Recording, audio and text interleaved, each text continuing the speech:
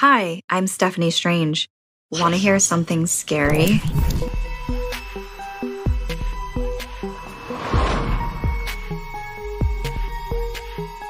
Hi everyone and happy Halloween. So glad to be back for our favorite season and look forward to seeing more of me in the near future. Make sure to comment and like this video if it gave you the chills and share with anybody who loves spooky season. And remember, sometimes what's in our head is way worse than reality, but sometimes that reality can be a killer. I've always hated mirrors. There's something unsettling about the possibility of seeing something in them that wasn't there before. But for some reason, the new house we moved into seemed to have mirrors everywhere. My room, the bathroom, the hallways, everywhere. I woke up around 2 a.m. to use the bathroom and ended up falling down the stairs to the second floor. As I headed back to my room, I heard what sounded like a whisper. I turned to see the small window behind me. It was open, which was weird because my dad always made sure everything was locked and closed before going to bed. I shut the small window, and as I turned around, I heard what sounded like someone tapping on the glass. My heart was racing as I slowly lifted my head to look into the mirror in front of me. What I saw in the reflection of the window shocked me. I had to cover my mouth to keep from screaming. In the mirror, I saw the face of a man pressed against the glass. I spun around as fast as I could, but no one was there, and I bolted out of the bathroom and ran up the stairs. I calmed myself down, chugging some water and turning on my music. It was probably my sleep deprivation making me hallucinate, I thought to myself. A few hours later, a feeling of dread came over me. I had to go to the bathroom again. Worried that someone or something in this house, my limbs began to shake. I walked back down the stairs and flicked on the light, half expecting to see someone. But with relief, there was nobody there. And in the bathroom, I kept my eyes down, avoiding the mirror. But as I turned to leave, my reflection in the second mirror by the door caught my eye. It was facing the sink and shower, and I felt a chill run down my spine. I didn't want to look, but a gut feeling made me look anyway.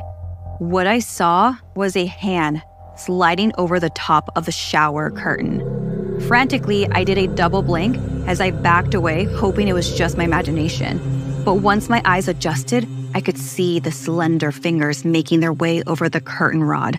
I stood in horror, frozen, as another hand appeared from behind the curtain. It gripped the rod, its bony knuckles turning pale.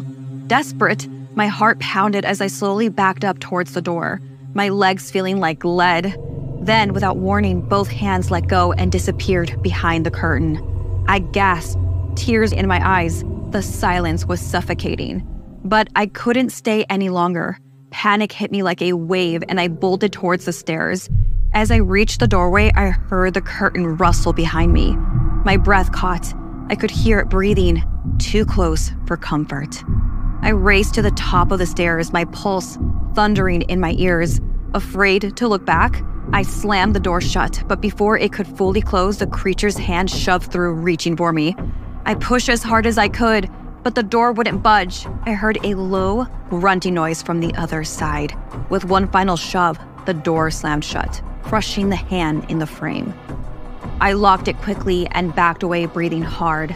I stared in shock as the hand began to wiggle out free from the door. Falling onto the floor of my bedroom, it stood on its fingers like a spider, and it scurried towards me. I panicked and grabbed the first thing I saw, a pair of scissors from my desk. I stabbed the hand, but it didn't stop. The hand kept moving. It crawled up my arm, trying to grab the scissors from my grip. My mind raced, and I knew I had to act fast. I rushed to the window, grabbed the hand, and threw it out. I watched as it tumbled down, hitting the front. I slammed the window shut and collapsed onto my bed, shaking. But before I could catch my breath, I felt something strange, a light pain on my neck, like something was brushing against it. Every instinct told me not to look, but I couldn't help it. I walked over to my vanity, my heart pounding, and looked in the mirror. A slender hand tightened its grip around my neck, green ooze dripping from where the other hand should have been. The creature stood behind me, grinning as I struggled to breathe. The creature's smile twisted into something monstrous as it opened its mouth. Its long, dagger-like teeth gleamed under the dim light of my room. I couldn't move. I was trapped, helpless, forced to watch as it started devouring my body. The sound of my bones snapping echoed through the silence. Each crunch made my stomach turn. The grotesque sound of flesh being torn apart filling the air. I wanted to scream, to run, but I couldn't. The horror of it all was paralyzing. When it was done, only my head remained, staring back at me in the mirror. My lifeless eyes locked onto my own reflection, frozen in time. I could still hear it breathing behind me. I held my breath, hoping, praying that it was finally over. But then a shadow moved. In the mirror behind my head, the creature was still there.